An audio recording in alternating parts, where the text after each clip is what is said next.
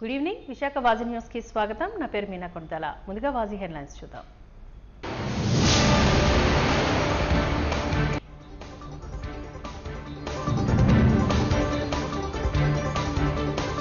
విత్తన బంతుల ద్వారా దేశీయ విత్తనాలను సంరక్షించుకోవాలి. విఎంఆర్ఏ చైర్మన్ ప్రణవ్ గోపాల్ పిలుపు.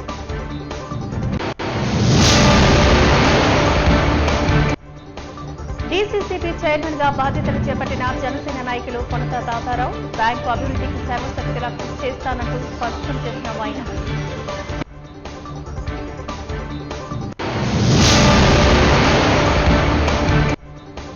పోర్టు నిర్మాణ సమయంలో గంగపుత్రులకు ఇచ్చిన హామీలను తక్షణమే నెరవేర్చాలి.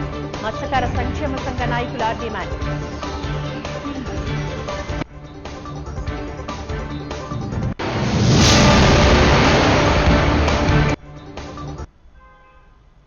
ఇక డీటెయిల్స్ చూద్దాం. పర్యాటక ప్రాంతమైన కైలాసగిరి కొండపైన విఎంఆర్ఏ గ్రీన్ క్లైమేట్ ఆధ్వర్యంలో దేశీయ విత్తనాల బంతుల జల్లడం మొక్కలు నాటే కార్యక్రమాన్ని చేపట్టారు. ఈ కార్యక్రమంలో ముఖ్య అతిథిగా పాల్గొన్న VMRA chairman MV Pranav Gopal, VMRA commissioner Vishwanath పర్యావరణ పరిరక్షణ మనందరి బాధ్యత అని తెలిపారు. జీవులు బ్రతకాలి అంటే వృక్షాల పెంపకం చాలా అవసరమని హితవు పలికారు. ప్రస్తుతం విశాఖలో కాలుష్యం విపరీతంగా పెరిగిందని, కాలుష్య నియంత్రణ చేయాలి అంటే మనందరం ప్రకృతిని ప్రేమించాలని పిలుపునిచ్చారు. ప్రతి మనిషి ఓ చెట్టును నాటే విధంగా చర్యలు తీసుకుంటే భవిష్యత్తులో అది మనకు రక్షణ ఇస్తుందని మన అభిప్రాయాన్ని వ్యక్తం చేశారు. పర్యాటక ప్రాంతాల్లో పచ్చదనం పెంపొందించేలా చర్యలు తీసుకోవాలని కోరారు. స్వచ్ఛ కైలాసగిరిగా అభివృద్ధి చేయడమే లక్ష్యమని, పర్యాటక ప్రాంతం కైలాసగిరి కొండపైన 20,000 విత్తన బంతులు నేడే అధికారులు విసిరారు. పర్యావరణ దినోత్సవం నుంచి కైలాసగిరిపై పూర్తిగా ప్లాస్టిక్ నిషేధం అమల్లో ఉందని అన్నారు. దేశీయ విత్తనాలను పరిరక్షణకు చర్యలు చేపట్టాలి అంటూ సూచించారు. ఈ కార్యక్రమంలో పెద్ద సంఖ్యలో విద్యార్థులు తదితరులు పాల్గొన్నారు.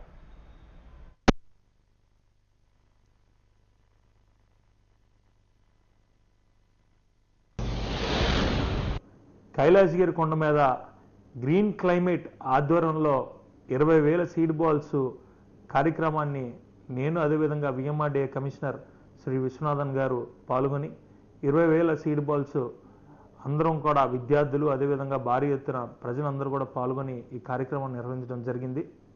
ఈరోజు విశాఖపట్నం ప్రాంతంలో చూసుకున్నట్టయితే ఈరోజు పూర్తిగా పొల్యూషన్ ఉండే పరిస్థితి. సో విశాఖపట్నం ప్రజలందరూ కూడా ప్రతి ఒక్క పౌరుడు కూడా తప్పనిసరిగా విశాఖపట్నం ప్రాంతంలో ఏదైతే ఖాళీ ప్రదేశాలు కానివ్వండి, గ్రౌండ్స్ కానివ్వండి, పార్కుల్లో కానివ్వండి తప్పనిసరిగా వచ్చి అదేవిధంగా మీ ఇంటి చుట్టుపక్కల కానివ్వండి వచ్చి తప్పనిసరిగా ప్రతి ఒక్కరు కూడా ఒక విత్తనం నాటితే కనుక ఈరోజు మీరు నాటే విత్తనం రేపు వృక్షం అవుతుంది, తర్వాత విశాఖకు రక్షణగా మారుతుంది. కాబట్టి ప్రతి ఒక్కరు కూడా ఇటువంటి మంచి కార్యక్రమం చేయాలని మీ ద్వారా తెలియజేస్తున్నా. ఈరోజు మన ప్రకృతిని కనుక ప్రేమిస్తే రేపు రానున్న రోజుల్లో ఉష్ణోగ్రతలు కానివ్వండి అదేవిధంగా అనేకం ఏవైతే ఈ యొక్క క్లైమేట్ సంబంధించి ఏమున్నా కూడా రేపు ఈ వృక్షాలు మనం కాపాడుతాయి. కాబట్టి ఇటువంటి మంచి కార్యక్రమం చేసినటువంటి గ్రీన్ క్లైమేట్ సభ్యులకు అదేవిధంగా వివిధ ఎన్జిఓలకు ఈ కార్యక్రమాన్ని విజయవంతం చేసినటువంటి విద్యార్థులకు అదేవిధంగా ప్రజలందరూ కూడా పేరు పేరున కృతజ్ఞతలు తెలియజేసుకుంటున్నాం. అదేవిధంగా ఈరోజు నేను మన కమిషనర్ గారు కూడా ఈరోజు ఏదైతే కైలాసగిరి కార్యక్రమం నిర్వహించినప్పుడు ఒక చర్చించుకోవడం జరిగింది ఒక అంశం మీద. ఈ విశాఖపట్నం ప్రాంతంలో విఎంఆర్ఏ పరిధిలో ఉన్నటువంటి పార్కులు కానివ్వండి అదేవిధంగా కైలాసగిరి కానివ్వండి విఎంఆర్ఏ టూరిస్ట్ ప్లేస్లు ఏమున్నా కూడా అన్నీ కూడా స్వచ్ఛ విఎంఆర్ఏ కార్యక్రమాన్ని ఈ నెల 5వ తేదీన ఎన్విరాన్మెంట్ డే సందర్భంగా మేము ప్రకటించి తప్పనిసరిగా ప్లాస్టిక్ ఫ్రీ పార్క్స్ అదేవిధంగా ప్లాస్టిక్ ఫ్రీ ఉండే విధంగా అన్ని టూరిస్ట్ ప్లేస్లో చూడడానికి అయితే మా వంతు ప్రయత్నం చేస్తాము.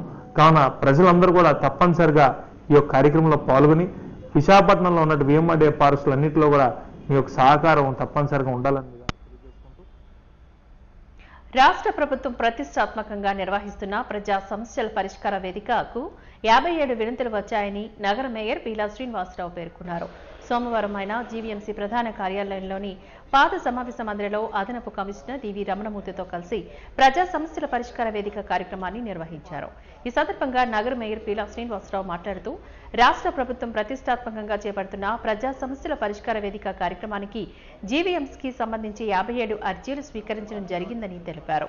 ఈ కార్యక్రమంలో ప్రధాన వైద్యాధికారి doctor ENV Naresh Kumar, chief city planner A Prabhakar Rao, examiner of accounts Shri Vasudevareddy, DCR S Srinivasarao, finance adviser Mallikamba, పర్యవేక్షణ ఇంజనీర్లు Sampath Kumar, Krishnarao, Srinivasarao, KVN Ravi, DDHM Damodarrao, UCD PO D Lakshmi, టీపీఓలు, ఎంపీడీలు మనీర్ ఫణిరామ్, ఎల్ సురేష్, సిఇఓ డాన్ doctor N Kishore, sports director Raju, ACP Venkatrao తదితరులు ఈ కార్యక్రమంలో పాల్గొన్నారు.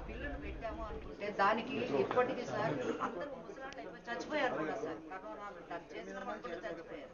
ఇప్పుడు చాలా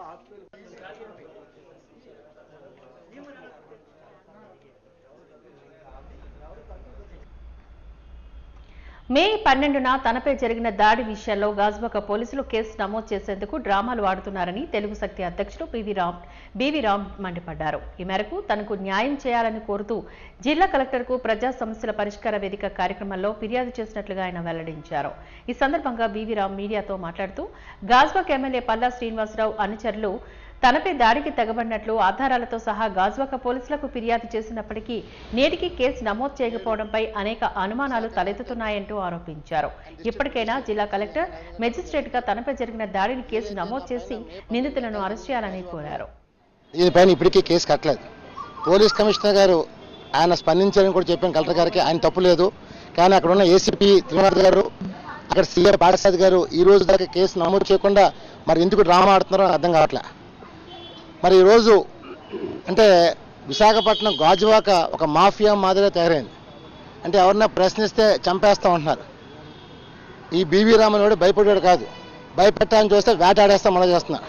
అందువల్ల ఇందులో మురళి అనే వ్యక్తి ఈ దాడిలో ప్రధాన శుద్ధి అని చెప్పి మనం చేస్తున్నాను. మరి డెఫినెట్గా ఇప్పటికే జాతీయ మానవ హక్కుల కమిషన్ ఫిర్యాదు చేయడం జరిగింది. అందువల్ల కలెక్టర్ గారు ఒకటే కోరాం, సీసీ ఫుటేజ్ బయట పెట్టాలని చెప్పి కోరాం. ఈవేళ సాయంకాలం లోపల సీసీ బయట పెట్టాలని చెప్పి మేము కోరుతున్నాం. ఎందుకంటే విశాఖపట్నాన్ని ఒక బీహార్ మాదిరిగా తయారు చేశారు. అంటే రాష్ట్ర ప్రభుత్వం ఇక్కడ మాఫియాని పెంచి పోషిస్తుందని అడుగుతున్నాం. ఈరోజు జగన్మోహన్ రెడ్డి టైంలో కూడా ఇంత అరాచకం జరగలే.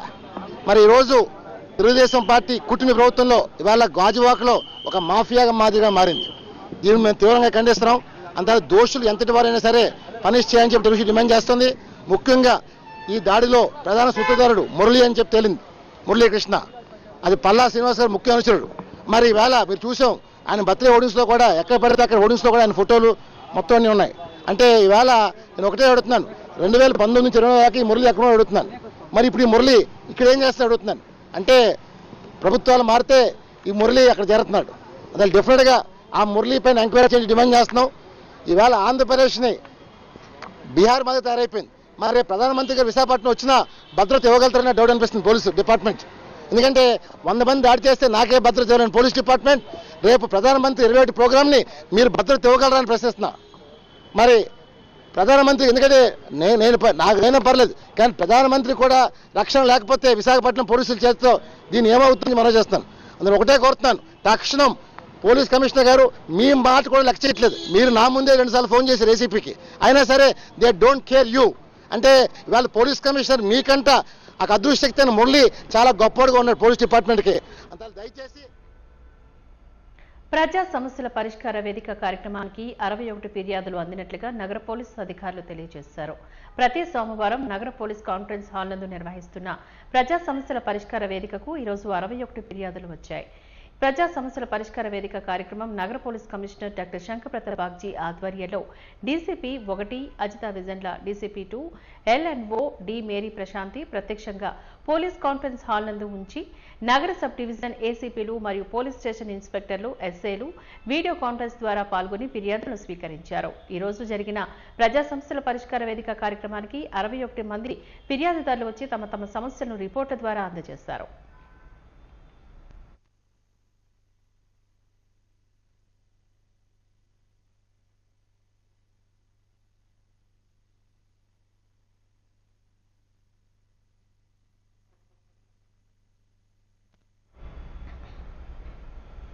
విశాఖ జిల్లా డీసీసీపీ చైర్మన్ గా కోన తాతారాం ప్రమాణ స్వీకారం ఘనంగా జరిగింది. మాధవధారలో జరిగిన ఈ కార్యక్రమంలో భాగంగా పలువురు శాసనసభ్యులు, పార్టీల నాయకులు ఆయనకు అభినందనలు తెలియజేశారు. ఈ సందర్భంగా కోన తాతారావు మాట్లాడుతూ తనను నమ్మి అప్పచెప్పిన బాధ్యతలను తూచా తప్పకుండా నియమ నిబంధనలను అనుసరిస్తూ బ్యాంకు అభివృద్ధికి కృషి చేస్తానని తెలియజేశారు.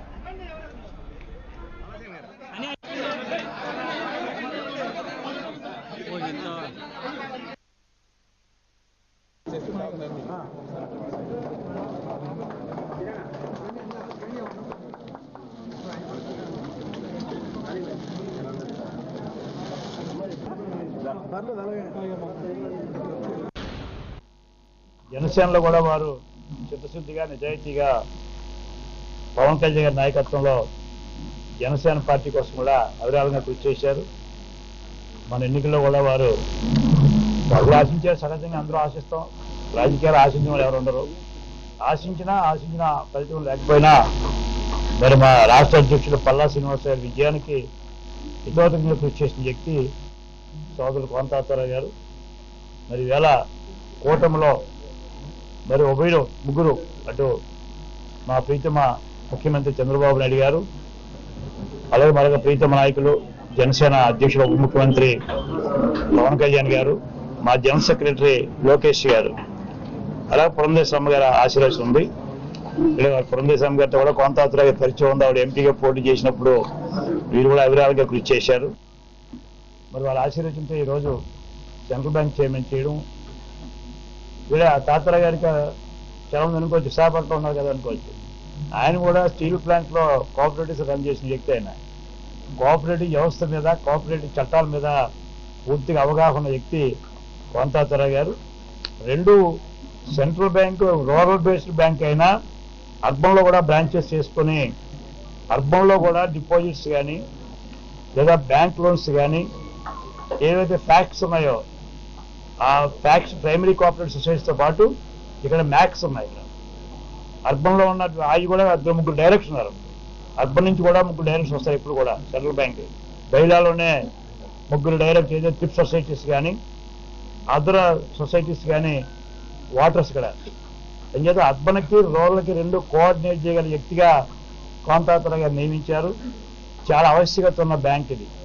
ఇక్కడే మన సిస్టంలో బ్యాంక్స్ నేషనలైజింగ్ కాకముందు, బ్యాంకులు జాతీయ కాకముందు ఇందిరాగాంధీ గారు నేషనలైజ్ చేసే వరకు అంతవరకు కోఆపరేటివ్ వ్యవస్థే పటిష్టంగా ఉండేది.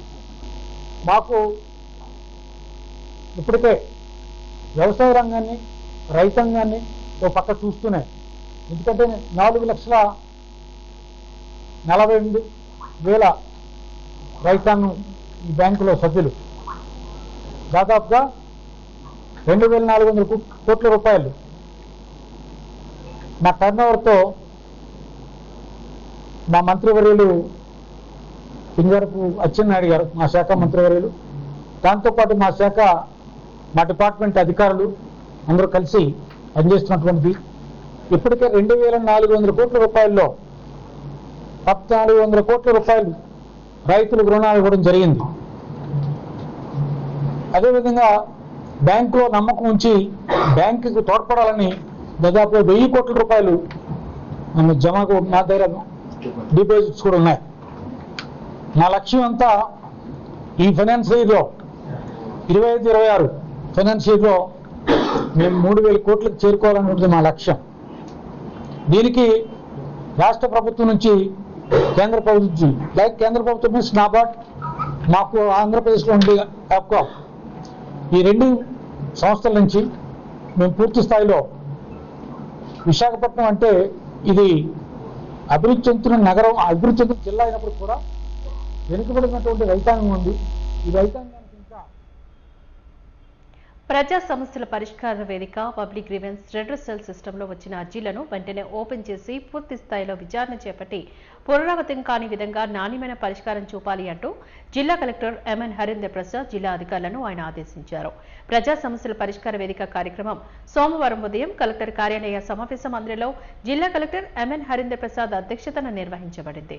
ఈ సందర్భంగా జిల్లా కలెక్టర్ జిల్లాల వివిధ ప్రాంతాల నుంచి విచ్చేసిన అర్జీదారుల సమస్యలను వింటూ అర్జీలను స్వీకరిస్తూ ఆయా సంబంధిత అధికారులకు ఎండార్స్ చేస్తూ శాశ్వత పరిష్కారానికి తగిన చర్యలు తీసుకోవాలని అధికారులను ఆయన ఆదేశించారు.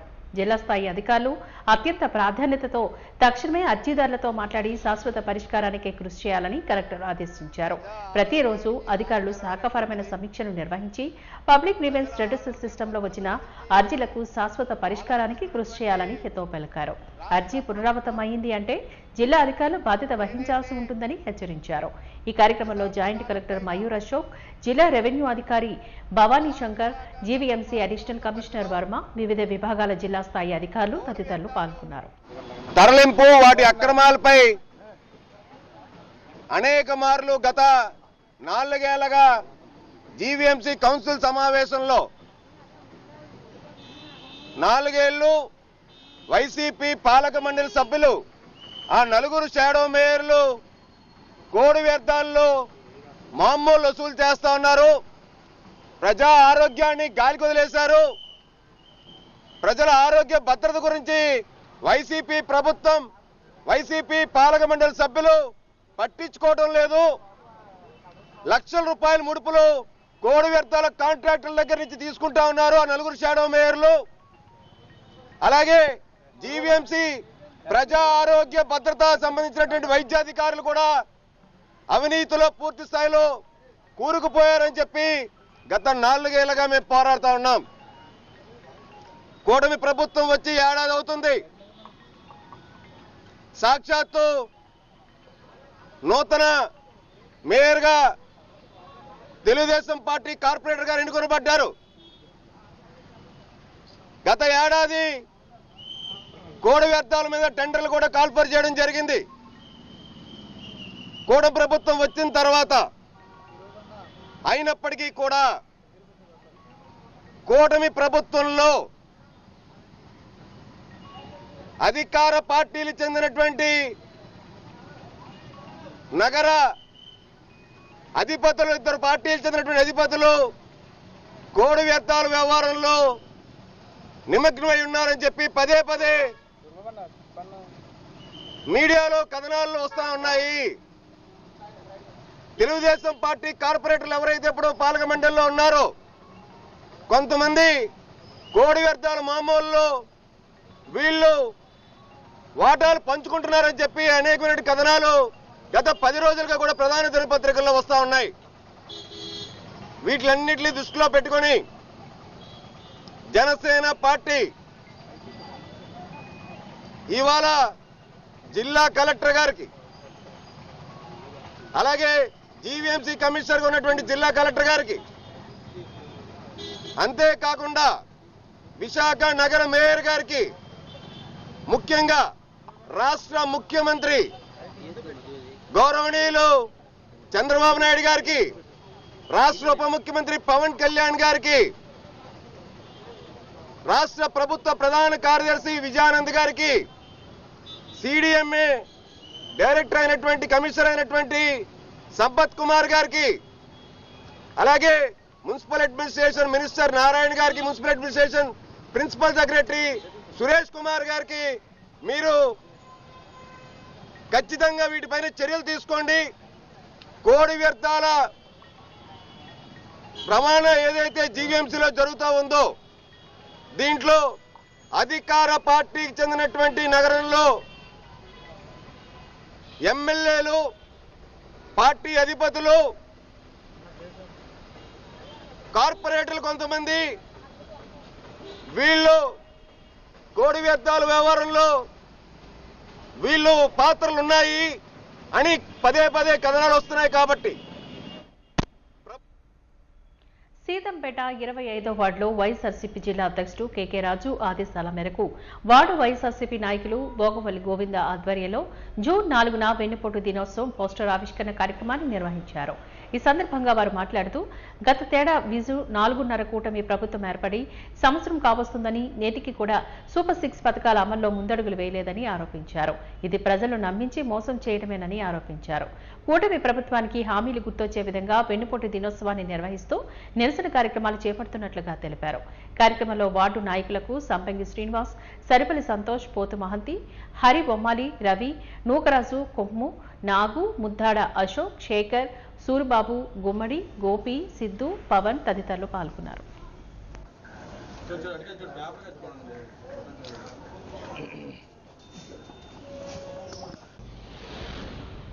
మాజీ ముఖ్యమంత్రి వర్యులు జగన్మోహన్ రెడ్డి గారు ఆదేశాల మేరకు మన జిల్లా అధ్యక్షులు కేకే రాజు గారు ఆదేశాల మేరకు 4వ తారీఖున చేపట్టే వెన్నుపోటు దిన కార్యక్రమానికి ఇవాళ పోస్టర్ ఓపెన్ చేయడం జరిగిందండి. ఆ కార్యక్రమానికి ఫుల్ మద్దతుతో మన 25వ వార్డు నుంచి కార్యక్రమం సక్సెస్ చేస్తామని చెప్తూ ఈ మన ముఖ్యమంత్రి చంద్రబాబు నాయుడు గారు 4వ తారీఖు ఆయన ప్రమాణ స్వీకారం చేసే సంవత్సరం అవుతుందండి. ఇప్పుడు వరకు ఆయన ఇచ్చిన సూపర్ 6 హామీలు ఏవి కూడా అమలుపరచలేదు. దానికి అనుగుణంగా మన మాజీ ముఖ్యమంత్రి వర్యులు ఆ రోజున వెన్నుపోటు దినం కార్యక్రమాన్ని స్టార్ట్ చేయబోతున్నారు. కాపులుప్పడ నేరెలవలస భీమిలి ప్రాంతానికి చెందిన పలువురు రైతులు గత వైసీపీ ప్రభుత్వానికి ల్యాండ్ పూలింగ్ ఒప్పంద నేపథ్యంలో ఇచ్చిన హామీలను నెరవేర్చకుండా నేటికి తమకు నష్టపరిహారాన్ని చెల్లించలేదని బాధితులు ఆవేదన వ్యక్తం చేశారు. ఈ మేరకు గతంలోని అనేక మార్లు జిల్లా కలెక్టర్కు వినతి పత్రాన్ని అందించామని మీడియాకు వారు వివరించారు. నేటికి చర్యలు చేపట్టకపోవడం శోచనీయమని అన్నారు. తామిచ్చిన భూముల్లో కూడా లేఅవుట్లు వేశారని దీన్ని మేము అడ్డుకుని తీరుతామని హెచ్చరించారు. తమ భూమిని తమకు అప్పచెప్పాలని లేదా ఇచ్చిన ఒప్పందం ప్రకారం నష్టపరిహారాన్ని సత్వరమే చెల్లించాలి అంటూ డిమాండ్ చేశారు. నేలవలస జయంతి అగ్రహారం జేవి అగ్రహారం కాపులపాడ 4 సైట్లు ల్యాండ్ పూలింగ్లో ల్యాండ్స్ తీసుకున్నారు. ఈ రోజుకి 6 సంవత్సరాలు అవుతుంది. మాకు సైట్లు ఇస్తామని చెప్పారు. ఆ సైట్లు ఏమీ ఇవ్వలేదు. మా దగ్గర తీసుకున్న సైట్లు ఓడవాళ్ళు లేఅవుట్ చేసుకొని వాళ్ళు అమ్మే పరిస్థితులు కనబడుతుంది. మాకు ఈ రోజుకి ఎన్ని మాటలు చెప్పినా సార్కి ఎన్ని మాటలు కలెక్టర్ గారికి ఇచ్చాము. ఇస్తే ఎంక్వైరీ చేస్తాం అన్నారు. భీమిలి తహసీల్దార్ ఆఫీస్కి కూడా ఆర్డీఓ గారికి కూడా మేము రిపోర్ట్ ఇచ్చాం. ఈ రోజు దాకా మాకు ఏది పరిష్కారం అవ్వలేదు. అందుకని దయించి మా సైట్లు మా ల్యాండ్ తీసుకున్నారు కాబట్టి మా సైట్లు మాకు హ్యాండ్ ఓవర్ చేయాలని మేము కోరుతున్నాం. మేము 300 మంది రైతులు అండి. మొత్తం మాకు ఇచ్చిన సైట్ ఏమని వచ్చి 300 ఎకరాలు. 300 ఎకరాల్లో మాకు సైట్లు ఇవ్వాలి. మా దగ్గర నుంచి తీసుకున్నది మొత్తం 300 ఎకరాలు. మా డిమాండ్స్ ఏం లేదండి. ఓడవాళ్ళు లేఅవుట్ వేశారు సైట్లు. గంగవరం పోర్టు నిర్మాణంలో భాగంగా మత్స్యకారుల భూములకు ఉపాధి కల్పనకు భద్రతనిస్తూ ప్రభుత్వం ఇచ్చిన హామీలను తక్షణమే నెరవేర్చాలి అంటూ యూనియన్ నాయకులు కోరారు. ఈ మేరకు జిల్లా కలెక్టరేట్లో జరిగిన ప్రజా సమస్యల పరిష్కార వేదిక కార్యక్రమం వినతి పత్రాన్ని అందజేశారు. ఈ సందర్భంగా వారు మీడియాతో మాట్లాడుతూ ఒప్పంద హామీలకు వ్యతిరేకంగా 490 మంది ఉద్యోగులను విధుల నుంచి తొలగించారని, వారికి తక్షణమే ఇవ్వాల్సిన బకాయిలను చెల్లించాలని డిమాండ్ చేశారు. అదేవిధంగా విధి నిర్వహణలో చనిపోయిన కార్మికులకు నష్టపరిహారాన్ని అందించాలని వారు కోరారు.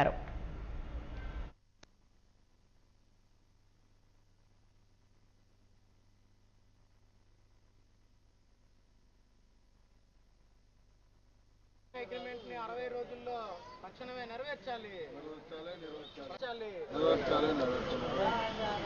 మరణించిన కార్మికులకు 10 మందికి తక్షణమే సమస్యను పరిష్కరించాలి.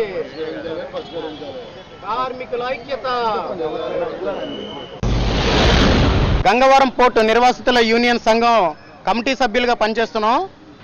గతంలో మా జీవితమైనటువంటి సముద్రాన్ని, భూముల్ని అన్నిటిని కూడా గంగవరం పోర్టు నిర్మాణం కోసం ఆనాడు రాష్ట్ర ప్రభుత్వం ఒప్పందం మేరకు 1843 ఎకరాలు ఎకరం రూపాయి చొప్పున వాళ్ళకి ఇవ్వడం జరిగింది. ఎందుకంటే మా మత్స్యకారు తీర ప్రాంత గ్రామాలన్నీ బాగుపడతాయి, అక్కడి నుంచి మాకు ఉద్యోగ కల్పన జరుగుతుందని మేము సముద్రాన్ని, భూముల్ని ఇస్తే ఈరోజు ఒకేసారి 499 మంది కార్మికుల్ని తీసి పక్కన పెట్టారండి. వాళ్ళు అగ్రిమెంట్ చేసి 60 రోజుల్లో 27 లక్షల రూపాయలు ప్రతి కార్మికుడికి చెల్లిస్తానని వాళ్ళు దొంగ అగ్రిమెంట్ చేసి మాకు కేవలం 24,90,000 రూపాయలే చెల్లించడం జరిగింది. మిగిలిన 2,10,000 నుండి 2,40,000 వరకు కూడా బ్యాలెన్స్ అమౌంట్ని ప్రతి కార్మికుడికి రావాలి. అలాగే విధుల్లో మరణించిన 10 మంది కార్మికులకు కూడా తక్షణమే 16 లక్షల నుంచి 24 లక్షల మధ్య వాళ్ళకి ఎక్స్గ్రేజియా ప్రకటించి వాళ్ళ కుటుంబాలు కూడా ఆదుకోవాల్సిన అవసరం ఎంతకైనా ఉంది. ఈ యాజమాన్యానికి మరొకటి చెప్తున్నాం, జెట్టి నిర్మాణం తక్షణమే జరగాలి. అలాగే బెర్తలు పెరిగే కొద్దీ ఉద్యోగ కల్పన చేస్తానని ఆ రోజు రాష్ట్ర ప్రభుత్వానికి హామీ ఇచ్చారు. దానికి కూడా అగ్రిమెంట్ చేశారు. ఆ అగ్రిమెంట్ని తప్పకుండా అమలు చేయాలని చెప్పేసానని జిల్లా వ్యాప్తంగా కోడి వ్యర్థాల రవాణా ఒక మాఫియాలా సాగుతుందని దీన్ని నియంత్రించేందుకు పటిష్టమైన చర్యలు చేపడుతూ గత ప్రభుత్వ హయాంలో జరిగిన కుట్ర కుంభకోణాలపై సమగ్ర విచారణ జరపాలని కోరుతూ జీవీఎంసీ మేయర్కు వినతి పత్రాన్ని అందజేసినట్లుగా సిపిఎం నాయకులు గంగారాం తెలియజేశారు. ఈ సందర్భంగా ఆయన మీడియాతో మాట్లాడుతూ గత 4 సంవత్సరాల కాలంగా వైసీపీ నాయకులు, ప్రజాప్రతినిధులు ఈ కోడి వ్యర్థాల రవాణా మాఫియాలో కీలక పాత్ర వహించారని ఆరోపించారు. వారిపై సమగ్ర విచారణ జరిపి వాస్తవాలను వెలికితీయాలని కోరారు. మళ్ళీ మన సేమ్ కంప్లైంట్ కొద్ది సీరియస్ మీరు ఉంటే మనం సీరియస్ అడిగారు.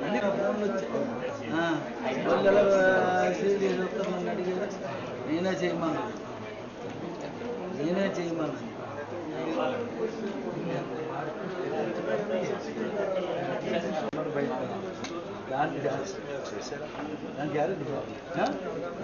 చూడండి కవర్ చేస్తే బెటర్ అనేది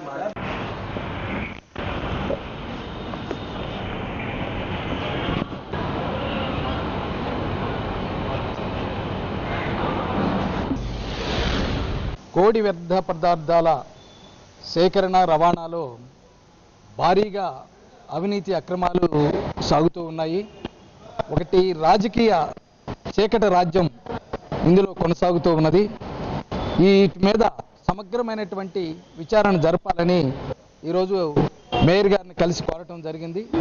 అన్ని రాజకీయ పక్షాలు కౌన్సిల్లో ఉన్నటువంటి ఫ్లోర్ లీడర్లతోటి ఒక కమిటీ ఏర్పాటు చేసి ఈ అక్రమాల అవినీతిపై విచారణ జరిపి దీన్ని నిరోధించేటటువంటి చర్యలు చేపట్టాలని మేయర్ గారిని కోరటం జరిగింది.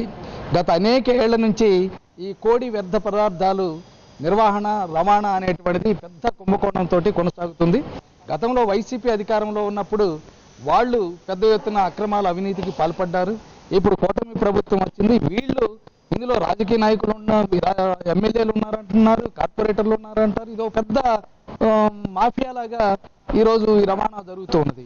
ఈ యొక్క వ్యర్థ పదార్థాలు సేకరించి ఈరోజు చేపల రొయ్యల చెరువులకి తరలిస్తూ ఉన్నారు. కోట్ల రూపాయలు గడిస్తూ ఉన్నారు. ఈ చేపలు రొయ్యలకి తరలించినటువంటి వ్యర్థాలు, అవి తిన్నటువంటి ఆ చేపలు రొయ్యలు వాటిని మార్కెట్లో తీసుకొచ్చి ప్రజలకు అమ్ముతూ ఉన్నారు. అవి తిన్నటువంటి మనుషులు క్యాన్సర్ బారిన పడిపోతూ ఉన్నారు. అనేక మంది అర్ధాంతరంగా చనిపోతూ ఉన్నారు. చాలా ప్రమాదకరమైనటువంటి పద్ధతి, అక్రమాలు ఇక్కడ జరుగుతూ ఉంటే ఇక్కడ ఎన్ఫోర్స్మెంట్ ఏం చేస్తూ ఉన్నారు? ఈ అక్రమాలు నిరోధించేటటువంటి వాళ్ళు ఎందుకు వీటి మీద చర్యలు తీసుకోవటం లేదు? పోలీస్ యంత్రాంగాన్ని ఎందుకు చర్యలు తీసుకోవటం లేదు?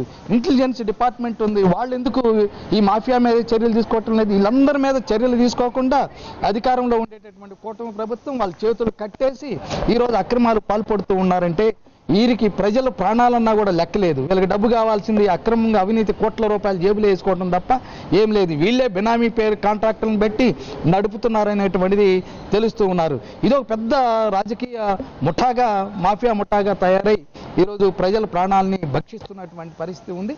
అందువల్ల వెంటనే నగర మేయర్ గారు ఈ కోడి వ్యర్థ పదార్థాల అక్రమాలు, అవినీతిపై ఫ్లోర్ లీడర్లతోటి తక్షణమే ఒక కమిటీ ఏర్పాటు చేసి విచారణ జరపాలనేటువంటిది, ఈ పద్ధతులకు పాల్పడుతున్నటువంటి వాళ్ళ నిబంధనలు ఉల్లంఘించి ఈరోజు చేపల చెరువు, రైలు చెరువు జరుగుతున్నటువంటి కాంట్రాక్టులందరినీ తొలగించాలి. వాజన్ న్యూస్ ముగించే ముందు ముఖ్యాంశాలు మరొకసారి చూద్దాం. విత్తన పంతుల ద్వారా దేశీయ విత్తనాలను సంరక్షించుకోవాలి. విఎంఆర్డీఏ చైర్మన్ ప్రణవ్ గోపాల్ పిలుపు.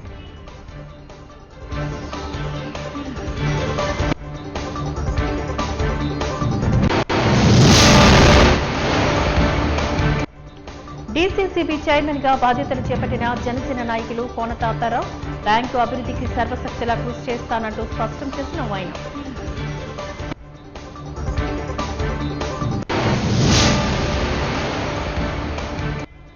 పోర్టు నిర్మాణ సమయంలో గంగపుత్రులకు ఇచ్చిన హామీలను తక్షణమే నెరవేర్చాలి.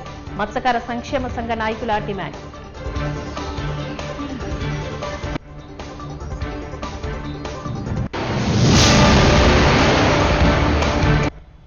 వాజన్ న్యూస్ ఇంతటితో సమాప్తం. నమస్కారం.